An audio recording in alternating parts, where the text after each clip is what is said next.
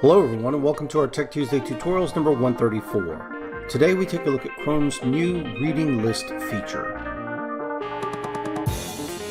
Chrome recently implemented a new feature in the bookmarks bar called the reading list. You can find it in your bookmarks bar, top right corner.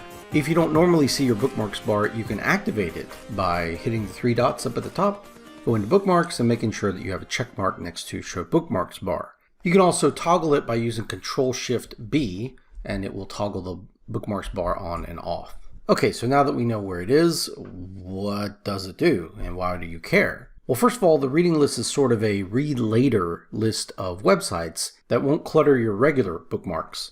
Now you could use a bookmarks folder to put things into, like a to-do or something like that.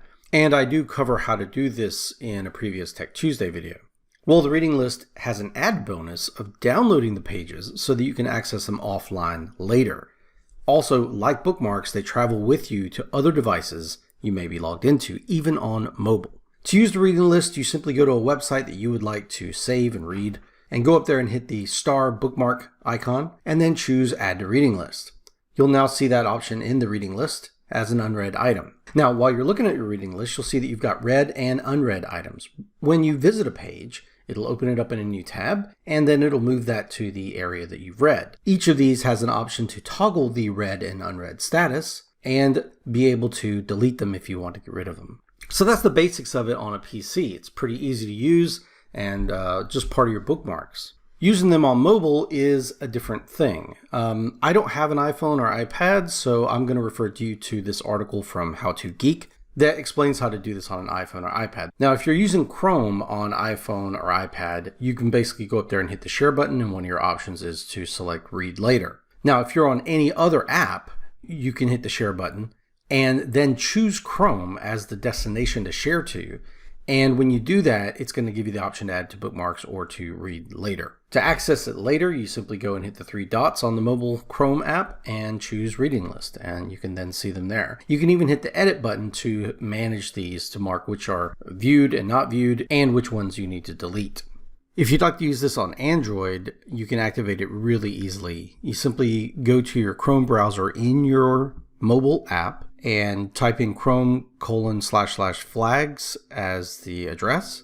It'll then take you to Chrome's flag settings here. Do a search for reading list, and when it turns up, change the default setting to enabled. And once you do that, it's going to pop up a little button that tells you to relaunch Chrome on your mobile phone.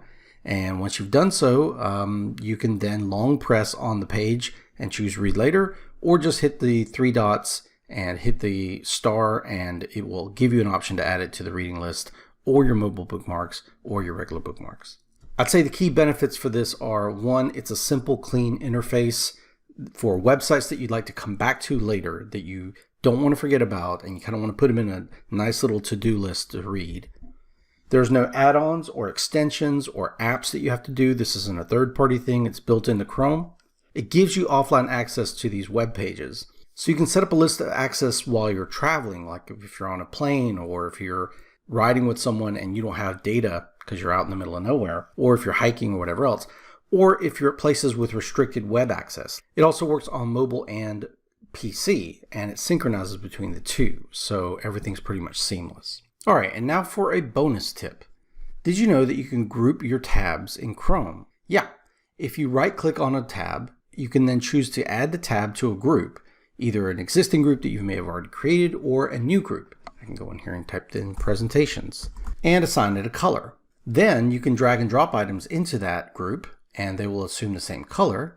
But more importantly, you can click on the group name and collapse them and expand them. So I can do this with my Tech Tuesdays and have a lot of tabs open, but it doesn't take up a lot of visual real estate up at the top here. Next time you need to kind of sort what you're working on, maybe you're presenting something to a class, teaching something, and you'd like to kind of chunk these open tabs into nice little clean areas, you can. Groups do not persist beyond the current session that you're working on. So don't expect them to last after you close out your browser. So I hope you all enjoyed this video, and I hope you found it useful. And if you did, go ahead and hit that like button. Heck, why not support us and click that subscribe button. Click on the bell icon to receive email notifications.